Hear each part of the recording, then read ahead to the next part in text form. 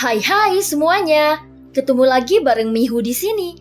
Oh iya, kali ini Mihu akan membawakan alur cerita dari film Donghua yang berjudul Battle Through the Heaven. Mihu mengingatkan sekali lagi ya bahwa konten ini full spoiler. Mari siapkan cemilannya dan mari kita mulai alur ceritanya. Melanjutkan dari kisah sebelumnya. Sebelumnya Xiaoyan berada dalam kegelapan. Pandangannya kabur dan seluruh tubuhnya diikat oleh benang merah. Di sisi lain Ji Dongdong yang merasa mempunyai kesempatan untuk mendapatkan tahanan roh. Dia segera bergegas untuk menuju ke arahnya. Akan tetapi dengan sekali gerakan, tahanan roh segera kabur ke lengan jubah Xiaoyan. Dan setelah beberapa saat, ikatan benang merah yang mengikat Xiaoyan juga putus dalam sekali hentakan tubuh. Detik berikutnya kedua tinju itu pun bertabrakan dengan keras. Bahkan sampai menghasilkan gelombang kejut yang liar dan dapat menghancurkan bintang-bintang yang ada di sekitarnya. Padahal jika dilihat dari kejauhan, kedua tinju ini tampak tidak ada apa-apanya. Dan kekuatan sosok di hadapan Xiaoyan ini lebih mengerikan dari kaisar keabadian biasa. Tetapi tampaknya orang yang bertabrakan dengan tinju Xiaoyan bukanlah Ji Dongdong, melainkan bayangan hitam yang bergegas di depan Ji Dongdong. Selain itu, sosok bayangan hitam ini sebenarnya tidak lebih lemah dari Xiaoyan sama sekali. Apakah sekarang sudah waktunya? Gumam Xiaoyan di dalam hatinya. Karena yang terbakar di dalam tubuhnya saat ini adalah esensi darah sang makhluk tertinggi. Meskipun dia tidak tahu seberapa kuat, itu pasti di luar jangkauan dan imajinasinya. Dan kekuatan Xiaoyan saat ini benar-benar melampaui kekuatan seorang keabadian kaisar. Jadi saat ini, Xiaoyan menyimpulkan bahwa bayangan hitam di depannya ini juga pasti merupakan seorang keabadian. Memikirkan hal ini, Xiaoyan sedikit mengerutkan keningnya. Karena tanpa diduga pihak dunia Taisu telah menyembunyikan kekuatan yang begitu besar di dunia Senshi. Pantas saja sang ratu menjadi orang yang tidak pernah mengambil tindakan untuk memusnahkan kelompok Taisu ini.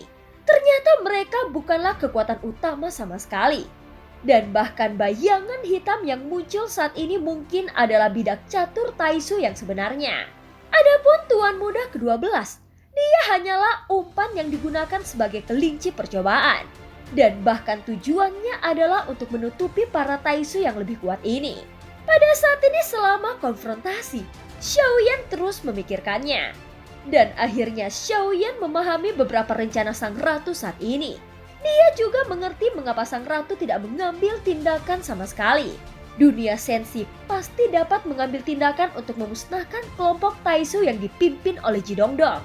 Akan tetapi begitu dia mengambil tindakan, maka sebagian dari kekuatan dunia Senshi pasti akan terungkap. Dan mereka juga akan mengetahui keberadaan sang ratu. Xiaoyan merasa bahwa tindakan sekecil apapun maka akan beresiko untuk saat ini. Karena pihak dunia Taisu sendiri juga sedang berusaha menyembunyikan orang-orang kuat mereka sebanyak mungkin. Maka sang ratu juga menyembunyikan orang-orang kuat yang ada di dunia Senshi saat ini.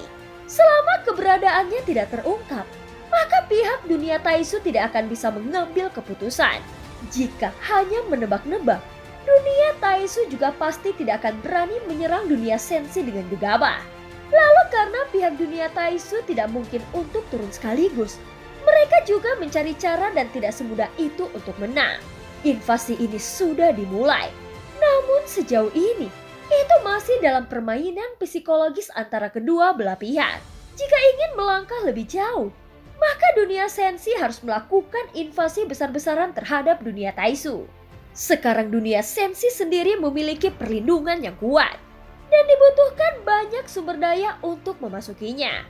Selain itu misterinya perlu terus digali dan menentukan titik lemahnya. Dan tentu saja sang ratu secara alami menyadari kelemahan dunia Senshi. Dan dia juga dijaga oleh pasukan elit dunia Senshi. Justru karena sang ratu memberitahu Xiaoyan bahwa perang baru saja dimulai, maka masih ada waktu bagi Xiaoyan untuk berkultivasi. Namun sekarang, dunia Senshi memiliki permasalahan secara internal dan eksternal. Jadi tidak cocok bagi Xiaoyan untuk berlatih. Pada saat ini dari kekuatan ilusi seperti ini, Xiaoyan juga dapat dengan jelas melihat sosok gelap di depannya. Akan tetapi penampilan sosok ini mengenakan jubah hitam tebal dan topeng hitam di wajahnya. sehingga penampilannya tidak dapat dibedakan. Pada saat ini kedua pria yang saling berhadapan itu menembak ke belakang setelah terjadi ledakan. Meskipun bayangan hitam ini mengucapkan kata-kata pengisian darah, jika dilihat dari penampilan kondisinya saat ini, dia jelas berada dalam posisi yang dirugikan. Ternyata kau juga bisa merasakan kekosongan kekuasaan. Ini sungguh menarik. Nampaknya ada banyak sampah yang tersembunyi di dalam dunia sensi saat ini. Tapi sekarang, aku penasaran apakah kau pengkhianat dari dunia sensi atau memang seorang prajurit Taisu? Ucap Xiaoyan yang berkata dengan ekspresi yang dingin. Ternyata sosok bayangan itu tetap diam dan memilih untuk tidak menjauh Xiaoyan. Sementara itu menghadapi keheningan dari sosok bayangan hitam, Xiaoyan melangkah maju dengan telapak kakinya dan dia langsung sampai di depan sosok tersebut. Kemudian sepasang tinju yang berisi cahaya kemasan siap dilesatkan. Dan sekarang Xiaoyan kembali menggunakan tinju 80 Dewa Langit dan kekuatannya secara alami tidak seperti sebelumnya. Dalam sekejap mata, terjadi ledakan keras dan bayangan hitam itu hanya bisa pasrah ketika melawan Xiaoyan. Lalu saat menyaksikan sosok bayangan hitam ini dipukul mundur oleh Xiaoyan, dia tiba-tiba berteriak dengan lantang. Karena saat ini dia langsung dipukuli oleh Xiaoyan tanpa diberi waktu untuk melawan. Tepat ketika Xiaoyan mempunyai kesempatan untuk menghabisinya, dia pun bergegas untuk mendekatinya. Setidaknya dia ingin mengusirnya dari tempat ini. Dengan cepat Xiaoyan kembali muncul di hadapan sosok bayangan hitam itu. Dan pada saat yang sama, dia mengeluarkan telapak tangannya ke arah topeng hitam di wajahnya secepat kilat. Namun sosok bayangan hitam itu segera memuntahkan seteguk besar darah dan berubah menjadi formasi berwarna merah darah. Sehingga gerakan tangan Xiaoyan yang terulur bergerak kembali dan dipaksa untuk menjauh. Detik berikutnya begitu sosok hitam ini berhasil mundur, mata Xiaoyan juga menyala dengan api yang berkobar. Meskipun dia tidak tahu tingkat kekuatannya sendiri yang telah dicapai sekarang, Xiaoyan merasa bahwa kekuatannya ini benar-benar mampu menghancurkan kekuatan lawan ketika mereka saling berhadapan beberapa kali. Bahkan saat ini terlihat bahwa ketika Xiaoyan terus menekan bayangan hitam itu, sosok yang terakhir tiba-tiba bergetar dan terbelah menjadi dua. Dan bayangan hitam ini seolah-olah itu adalah tubuh tiruannya. Memang benar bahwa sekilas penampilan keduanya terlihat sama. Tetapi Xiaoyan secara alami dapat merasakan gelombang energi yang sebenarnya dari bayangan hitam ini. Dan kedua sosok itu bukan berasal dari orang yang sama. Dari aura umum yang terpancar dari mereka, kekuatan masing-masingnya berbeda tanpa terkecuali. Mereka semua adalah sosok yang sangat kuat.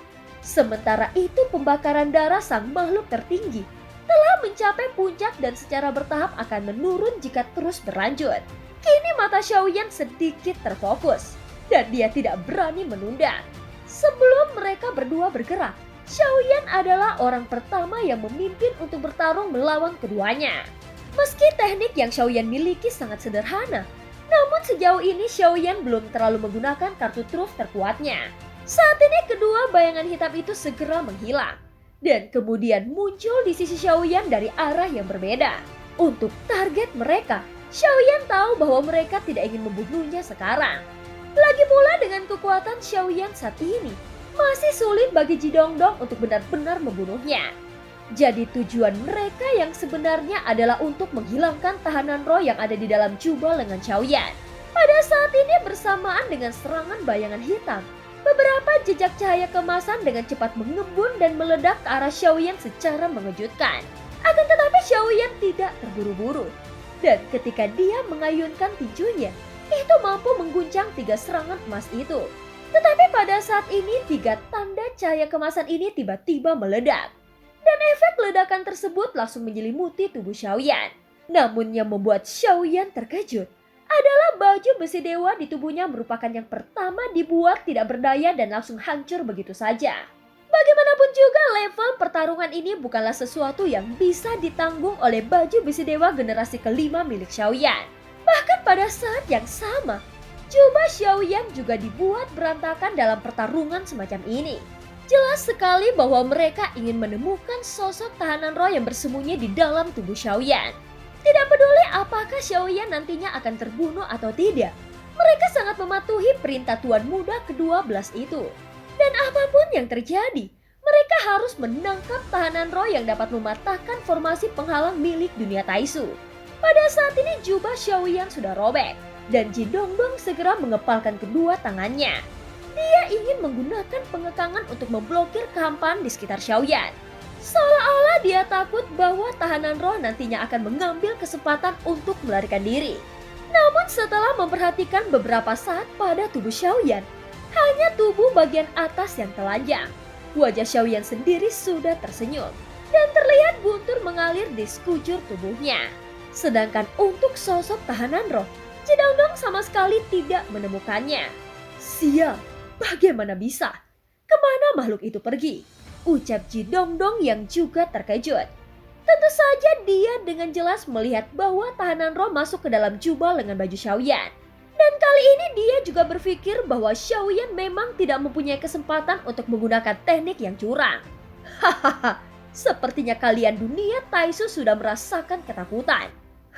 Benar sekali. Memang benar bahwa kalian merasa takut seperti ini. Karena kalian memang tidak bisa memenangkan pertarungan dari dunia sensi. Ucap Xiaoyan dengan lantang. Kemudian sudut mulut Xiaoyan sedikit terangkat. Tujuan Ji Dongdong yang sebenarnya terlihat jelas. Dan peran tahanan roh kini tidak diragukan lagi. Oleh karena itu Xiaoyan juga khawatir terjadi sesuatu pada sosok tahanan roh dan pastinya dia akan ditangkap oleh pihak dunia Taisu. Terlebih lagi Xiaoyan tidak pandai dalam teknik larangan. Jika dia kehilangan tahanan roh, itu sama saja dengan mematahkan lengannya. Tampaknya di masa depan, Xiaoyan harus mendapatkan tubuh yang cukup mahir dalam teknik pengendalian formasi. Pada saat ini Xiaoyan tampak serius. Dan dia harus kuat untuk memukul setiap musuh yang mengincar tahanan roh. Itu karena tanpa disadari, keberadaan tahanan roh sepertinya memainkan peran yang sangat penting dalam melawan invasi dunia Taisu. Tidak masalah jika kau berani mengucapkan kata-kata sombong. Hei, reinkarnasi sang makhluk tertinggi. Hari ini kami akan membiarkanmu binasa di sini. Ucap Ji Dongdong sambil berteriak. Dan ketiganya segera membentuk posisi segitiga. Seketika kekuatan yang tak terlihat pun langsung menyelimuti Xiaoyan. Meskipun kami bertiga tidak bisa sepenuhnya menggunakan teknik ini. Dan pemaksaan penggunaan teknik ini akan membuat kami membayar harga yang mahal. Namun dengan membunuhmu itu sudah cukup. Ucap Ji Dongdong kembali.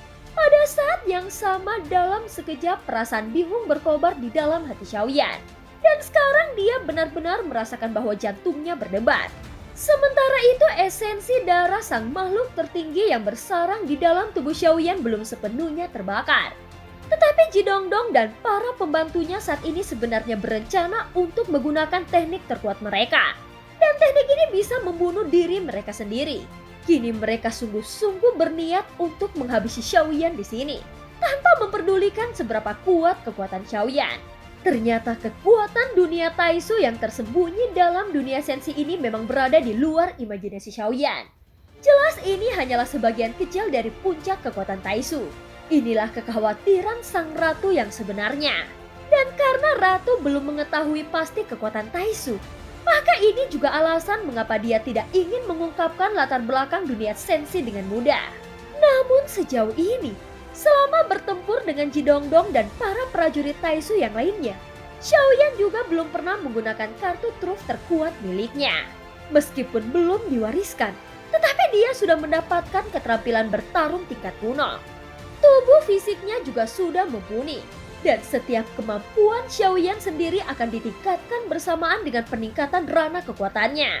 Sehingga dapat dikatakan bahwa kartu terkuatnya saat ini sebenarnya sudah termasuk dalam keterampilan bertarung tingkat kuno atau bahkan lebih kuat.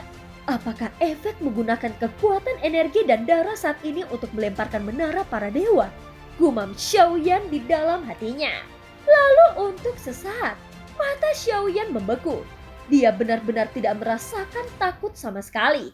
Namun sekarang ketika bayangan hitam itu tiba-tiba menghilang, tubuhnya juga langsung tenggelam. Setelah beberapa saat, sebuah lubang seukuran ibu jari muncul di tengah perut Xiaoyan.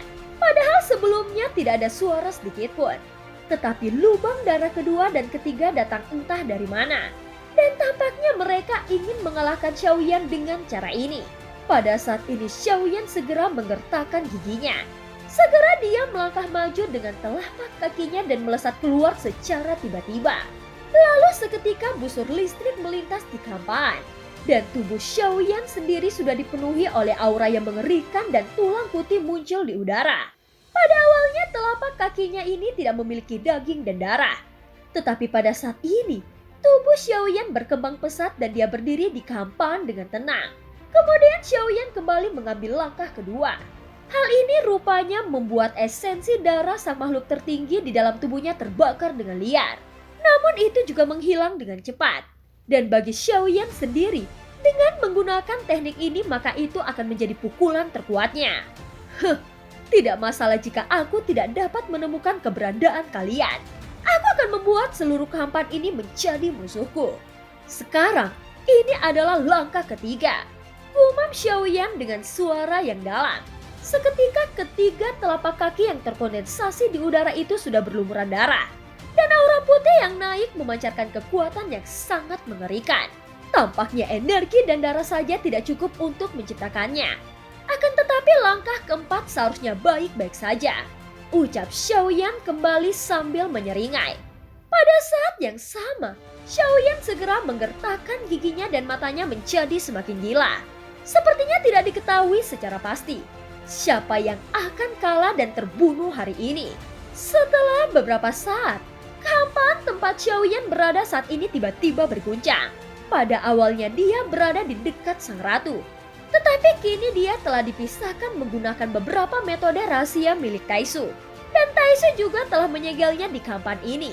Pada saat ini ketika telapak kaki keempat mengembun menjadi tulang putih yang lebih besar, metode rahasia milik dunia Taisu ini pun tidak mampu menopangnya. Dan terlihat itu runtuh sedikit demi sedikit. Tentu saja di saat yang sama, lubang darah di tubuh Xiaoyan juga tidak lagi bertambah. Dan tepat ketika seluruh kampan mulai pecah, tiga bayangan hitam itu pun akhirnya menghilang bersamanya. Seolah-olah mereka telah hancur bersama kehampaan. Lalu segera Xiaoyan pun juga kembali ke tempat semula. Dan kali ini markas Taisu sang ratu dan segala sesuatu di sekitarnya terlihat kembali. Xiaoyan sadar bahwa dia telah keluar dari kampan milik Jidongdong sebelumnya. Sial, aku telah membiarkan mereka melarikan diri. Ucap Xiaoyan dengan kesal. Tapi untungnya dia telah keluar dari kampan itu tepat waktu. Pada saat ini auranya berangsur-angsur pulih dan esensi darah sang makhluk tertinggi di dalam tubuhnya juga telah terbakar habis. Hahaha, tenang. Tidak usah kau marah. Tentu saja mereka tidak bisa dibiarkan melarikan diri begitu saja. Ucap sang ratu dengan perlahan.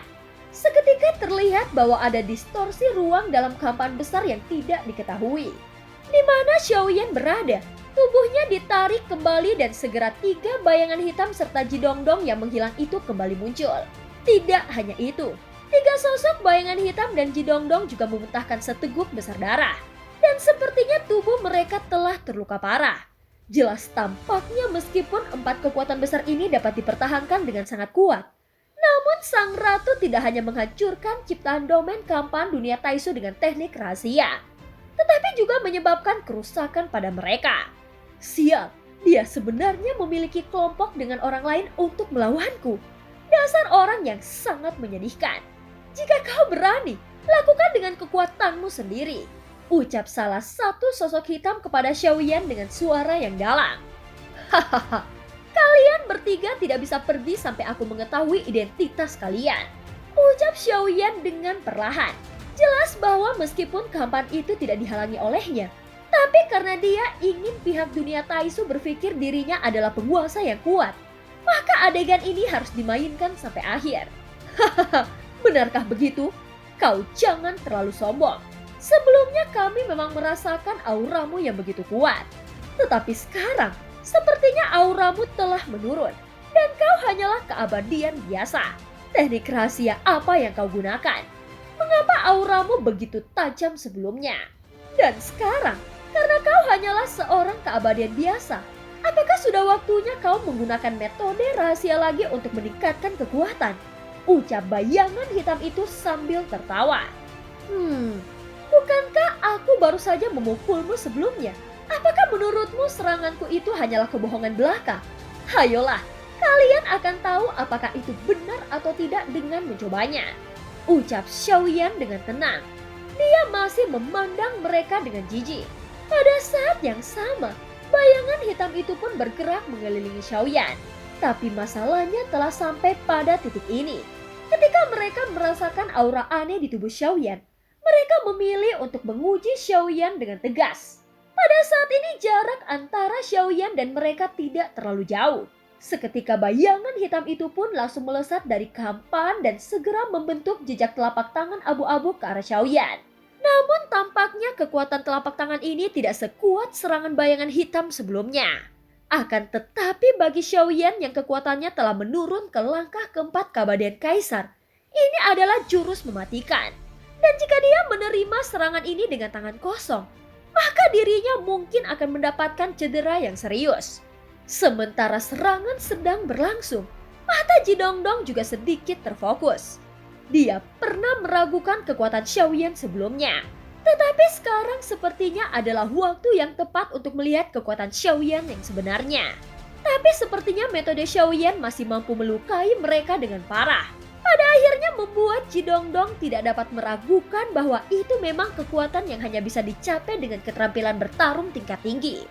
Namun saat ini aura yang menyebar dari tubuh Xiaoyan memang sudah menurun drastis. Hingga keabadian Kaisar dan itu memang cukup diragukan. Kini saat Xiaoyan memandangi telapak tangan abu-abu yang mendesis, sosoknya juga segera mengangkat tangannya dengan acuh tak acuh.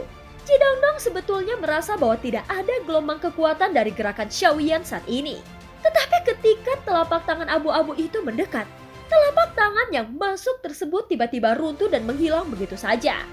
Detik berikutnya saat menyaksikan telapak tangan yang runtuh dalam sekejap, seketika bayangan hitam itu langsung tertegun dan mata Jidongdong juga terus menatapnya dengan serius. Semuanya cepat berkumpul, ucap Jidongdong sambil berteriak. Pada saat ini dia memerintahkan para pasukan dari dunia Taisu untuk berkumpul. Segera di sekelilingnya muncul beberapa sosok dan penampilan mereka juga sangat misterius. Mereka telah menutupi wajahnya dengan sebuah topeng. Dan semuanya memancarkan gelombang energi yang kuat. Namun setelah Xiaoyan mendengar kata-kata ini, dia memilih untuk mundur. Dan memang untuk sekarang ini, dia tidak perlu mengambil tindakan. Jidongdong dan pasukannya sudah menderita trauma yang cukup besar akibat serangan Xiaoyan sebelumnya.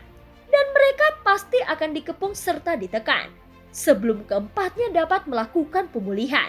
Pada saat ini ketika Xiaoyan kembali ke Bahtera yang dimana sang ratu berada, sosok tahanan roh muncul kembali. Ternyata tahanan roh sebelumnya bukan berada di dalam lengan baju Xiaoyan, melainkan dia telah disembunyikan oleh Xiaoyan di dalam menara pagoda emas.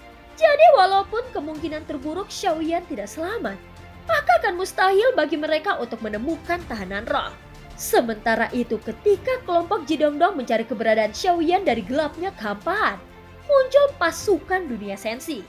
Sosok yang tak terhitung jumlahnya muncul dari beberapa bahtera besar seperti sarang lebah dan penampilan mereka terlihat sangat perkasa. Dan film pun berakhir. Terima kasih udah dengerin Mihu dari awal sampai akhir ya. Sampai jumpa.